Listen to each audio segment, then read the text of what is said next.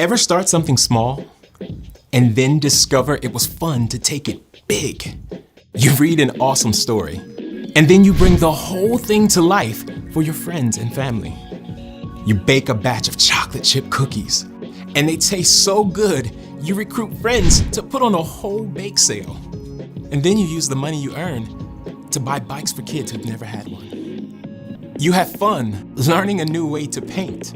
Then you get together with your friends and paint a whole wall. You send a note to encourage someone. I hope you have a great day. And you also work with your friends to throw an entire surprise party. God created you to do amazing things on your own. But He designed you to do even more when you work together to share His love. And then others can see God at work in all of you. That's why cooperation is a fantastic way to worship God with your life. Because worship is about more than just singing loud. It's all about living loud.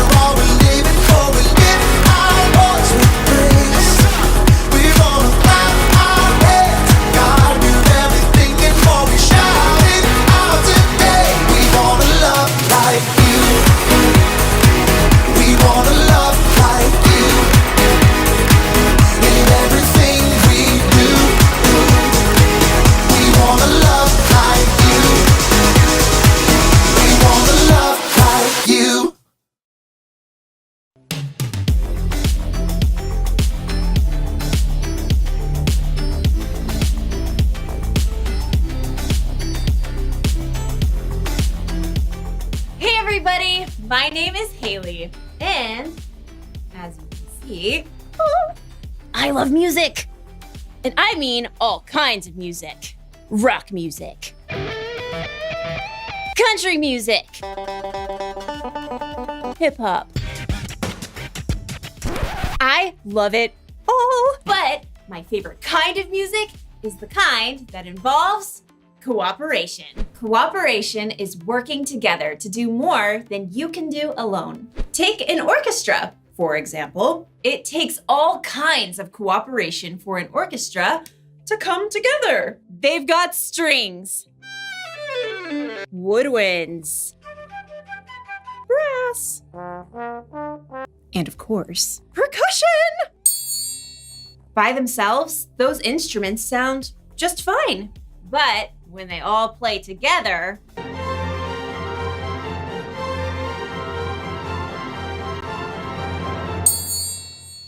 they really make some noise. And music isn't the only place where cooperation makes a difference. Cooperation shows up in sports, at school, at home, and, as we'll see in today's story, in tent building.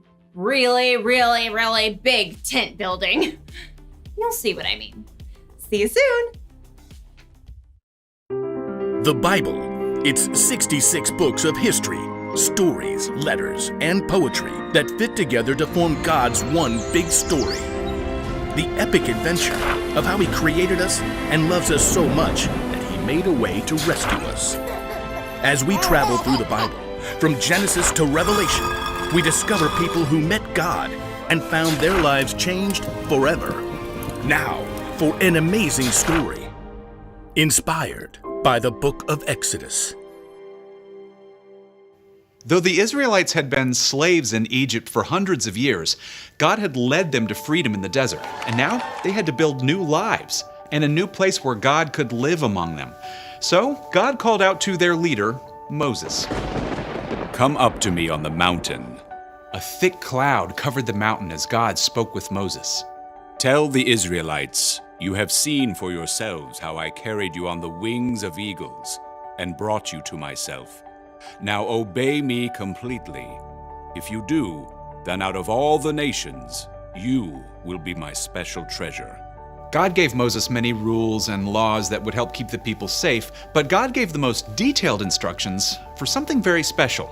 Have them make a sacred tent for me. I will live among them. Make the holy tent and everything that belongs to it exactly like the pattern I will show you. Okay, ready, taking notes. Make 10 curtains out of finely twisted linen with blue, purple, and bright red yarn. Sew cherubim into the pattern. The curtains must be 42 feet long and 6 feet wide. Make loops out of blue strips.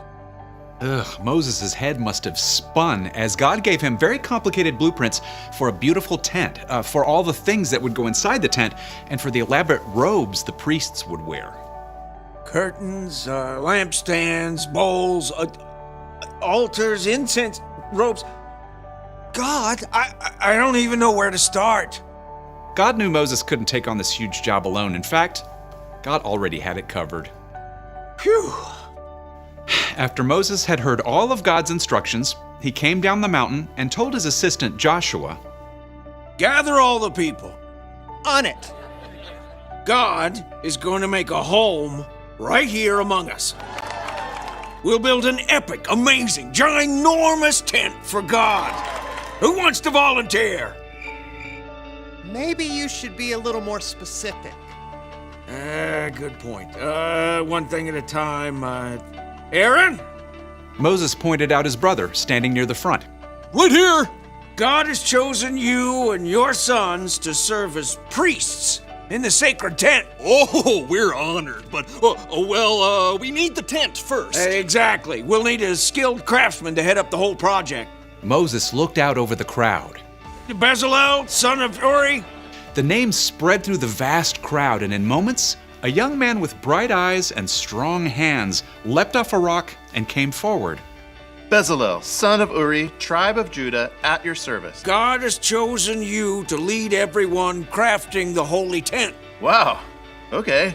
Gonna need half a second here. Don't worry. God's filled you with His Spirit, with wisdom, understanding, knowledge, all kinds of skill. You're talking about me? Can you make beautiful patterns in gold, silver, and bronze? Well, yes. Can you cut and set stones? Yep, Work with wood? absolutely. Craft as if Pinterest were already a thing?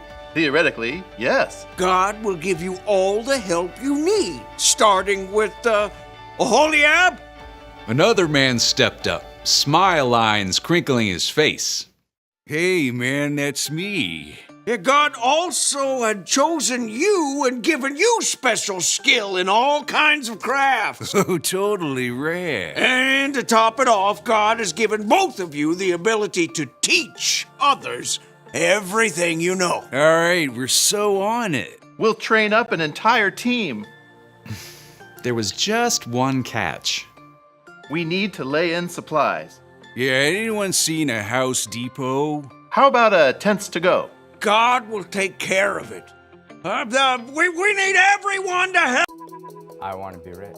I want to be cool. I want to be pretty. I want to be successful. I want to be cool. I want to be powerful. I want to be rich. I want to be popular. I want to be clever. I want to be successful. I want to be pure. I want to be heartbroken. I want to be merciful. I want to be humble.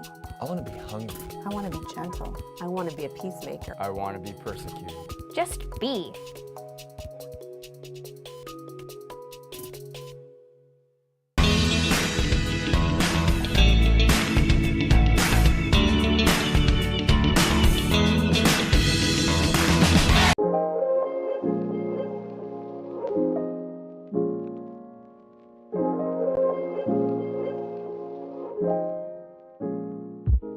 Hey, I'm Caleb. Like most of you right now, when I was in high school, I had a crush. Ooh, I know, whatever. So it was the summer going into my junior year, and there was this girl that at first I was like, you know, she's kind of cute. And then a month into summer, I'm like, this is about to be my wife, right? And I'm like planning our future together, like how many dogs we're gonna have, because we need dogs. What our kids' names are gonna be, where we're gonna live. Like, I had the perfect life planned with this woman. She just didn't know about it yet. So the end of summer comes, I kind of still have feelings for her. I was kind of getting over it. And she texts me and she says, I don't know how we got into this, but we're having a conversation. And she says, hey, are you like into anyone? And I'm like, this is my chance. So I'm like, I was like kind of into you over the summer, but I'm still figuring it out. I had it figured out, but like I'm figuring it out. Like, hey, are you into anyone? She goes, well, I'm like into puppies and rainbows. I swear, that's exactly what she said. And I almost chucked my phone into the wall. I was like, are you kidding me? And that's not even the worst part. 2 weeks later, she started dating my older brother. That caused a lot of fun conversations in my house. But the thing is, when it comes to dating and our search for the one, it can be hard to have a clear perspective or a healthy outlook on life. I remember it was for me. The emotion that we feel, good or bad, is powerful and consuming, which can make handling it in a positive way and seeing the big picture difficult. At some point, most of us have probably been in that position. We have had a crush on someone who didn't return the feeling, and then we feel rejected or disappointed or sad.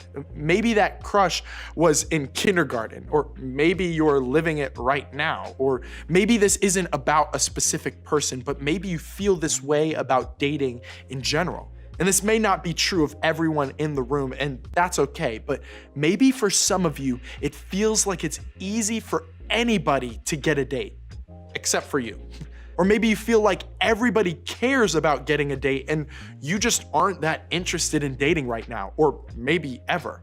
Whether you're choosing to be dateless or not, sometimes being on the outside of a dating culture can feel really lonely. There's so many emotions that come with the letdown of not dating and wanting to, or getting turned down by someone else. Nothing about it is easy. In this series, we're talking about dating and that idea we all have or have heard about, finding the one. Maybe not the forever one, but the one that we really want to be our one. Even though statistics tell us most high schoolers aren't in a relationship right now, somehow, dating still feels like a big deal, doesn't it? It's because the idea of being more than friends brings a lot of emotions and feelings with it. And feelings are a powerful thing that can mess with our perspective and be overwhelming. In fact, King Solomon, one of the most famous kings of Israel, wrote something that speaks just to that in the book of Proverbs. He says, "A cheerful heart is good medicine, but a crushed spirit dries up the bones."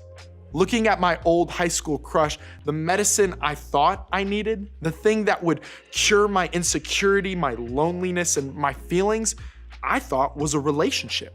More specifically, it was a relationship with one particular person. That would fix everything. Maybe you feel the same way. But Solomon says something different. A cheerful heart is the cure.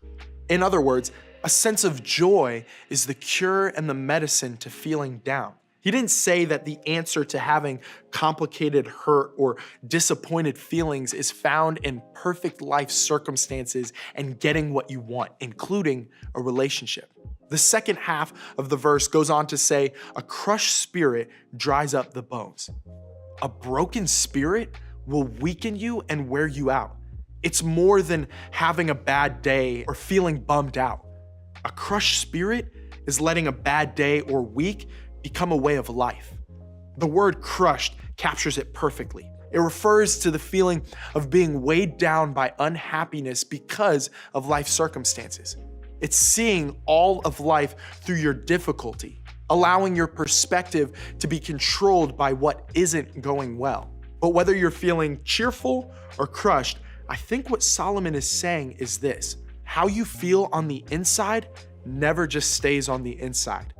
It eventually seeps into the rest of your life. Chances are, some of you can relate. Some of you have noticed that your dating life or lack of a dating life is affecting the way you feel about everything. And you wish you had a cheerful heart like Solomon says, but how? It's not like you can suddenly be thrilled that you're single. It's not like you can not care that you just went through a breakup. It's not like you can deny how you feel and pretend everything is totally fine. Maybe you've heard your parents say things like, "You just need to change your attitude," or "Cheer up, kiddo." And you've wondered, is that even something people can do? And who says kiddo anymore? Actually, a lot of the writers who contributed to the Bible seem to think there's a part we can play when it comes to choosing a cheerful heart. Over and over in different times, places, and circumstances, the writers of Scripture say things like rejoice, or be glad, or be of good cheer. And I imagine their original audience thought things like you and I do. They probably wondered things like, is that even possible? How does someone actually change how they feel when the life they're experiencing is hard? One of the times we see this is in a letter from the Apostle Paul to the church at Philippi. Paul was one of the most influential leaders in the history of the Christian church. He wrote letters to the churches he started, and one of those letters is a book of the Bible that we now call Philippians. Toward the end of his letter, Paul says this: "Rejoice in the Lord always. I will say it again, rejoice." Another translation says, "Always be full of joy." Now, before you start thinking this is just something you would find on a Christian greeting card, you need to know what life was like for the people in Philippi when Paul wrote this letter. For Christians around this time in history, being full of joy wasn't always easy. They faced persecution, danger, and the potential of being harmed simply because they believed in and followed the ways of Jesus. Yet, Paul calls them to rejoice and then continues by reminding his readers of some things they can do to make that happen.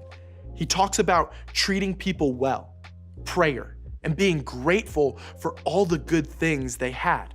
Then he says something that I think could be a game changer for you, especially if dating or anything else has bummed you out. Finally, brothers and sisters, whatever is true, whatever is noble, whatever is right, whatever is pure, whatever is lovely, whatever is admirable, if anything is excellent or praiseworthy, think about such things. Basically, Paul is saying that what you think about matters. Having a cheerful heart and not having a crushed spirit are both connected to what we think about. They're not simply affected by our outward circumstances, like whether we're dating or not dating. Our feelings follow our thoughts. Now, I realize that comparing rejection or difficulty with dating to first century danger and persecution is a bit of a stretch. But here's why I think all of this connects to what you and I feel today. We all face circumstances and hardships that can take up all of our attention. Challenging events like a breakup, a crush who chooses someone else, or just the way dating can consume everyone's attention when you aren't that interested, can take up all of our time and energy and completely change our mood. That's understandable because it can feel like being crushed, as Solomon mentioned. That's why it's important to point out what Paul isn't saying. He isn't saying to ignore your feelings or that the disappointment of rejection is nothing compared to what early Christians went through. Paul isn't saying to just suck it up. No one is trying to talk you out of what feels really difficult at the time. Paul's saying that no matter what kind of difficulty you're going through, the feelings you have don't have to become your whole world. This is good news because it means that we have a lot more control than we think. It doesn't mean that our circumstances or experiences don't bother us, but we have the power to decide that it's not the only thing we'll think about. We have the power to choose what we think about. We don't have to let the things that disappoint or frustrate us dominate our thoughts. A bad moment doesn't have to turn into a bad mood or a bad day, a bad week, or what feels like a bad life. Just because one part of your life makes you unhappy, even if it's an important part, doesn't mean that all of your life is bad. Paul is telling us to make a shift in how we think. Why? Because when we don't change the way we think, we lose perspective. And a loss of perspective takes away our power and gives it over to our circumstances. Before we know it, our circumstances crush our spirit. When we say perspective, what we mean is this. Perspective is how you see in a situation. A lost perspective means we take what feels bad right now in one part of our life and make it the way we see everything all the time. The amazing thing is perspective doesn't just happen. You actually get to choose it. Feelings and emotions have a way of coloring how we experience life. You may wake up one day feeling sad or angry, and so the day starts and you see the rest of the day through that lens. Or you may be going through your day and remember something amazing that's gonna happen tomorrow, and that makes you excited for the rest of the day. Feelings have a way of just showing up. They can influence our perspective. However, there's a better way to live. Feelings are good and natural, but they do not have to control your life. As your feelings show up, you can decide the impact it will have on your day. You can decide where you put your focus. The point is, every day, you get to pick your perspective. You don't have to allow feelings to be in control of how you experience life. In other words, you pick your perspective. The choice is yours. It's okay to want to date. It's even okay to be frustrated by it. It's okay to not want to date and feel separate from those that do. But it doesn't have to be the main thing you focus on. When it feels like it is the thing that determines your perspective, it's time to take a step back. It's time to pick a new perspective. That doesn't mean you're gonna suddenly feel differently, but it does mean you decide to control what you can. And your attention, focus, and view of the situation is in your control. The truth is, no circumstance, dating or otherwise, is gonna give you the cheerful heart you want. You're also not stuck with a crushed spirit just because things aren't going the way you want in your dating life. You can change your attitude. You can focus on something more important because there is so much more happening in your life. There's so much more going on in your world. Sometimes it just takes a little effort to remind ourselves of that. So let's practice for a second. Let's go back to what Paul wrote and take some cues from him. You don't have to answer out loud, but in your mind, answer a few questions. What negative thing has your full attention right now? How do you feel about that? Why is it important to you? Now, before we move forward, I just want to remind you that it's important to feel your feelings, all of them, even the ones that aren't fun to feel. Here's the good news. Being able to name your not so fun feelings allows you to see that difficult things and joyful things can exist at the same time. Yes, you might have all sorts of feelings around that negative circumstance that has your focus, but there's more to life than just that. Like the church in Philippi, you can go through difficult things and still have joy. You can be disappointed in how dating is going, but still pay attention to the other areas of your life that are pretty good. In fact, I want to show you what I mean. I want to ask you a few more questions, but before doing that, let me remind you of this. No matter what your dating situation is or what you want it to be, you are a whole person just the way you are. You are not incomplete. You are not lacking. You are not less than. You are not just killing time until the right person comes along. You are enough, just the way you are. And when you pick that perspective to start from, no matter what the dating reality is you're dealing with, you are far less likely to live with a crushed spirit. Now, to help kickstart the process of picking a better perspective, let me ask you a few more questions. What is one thing going really well in your life right now?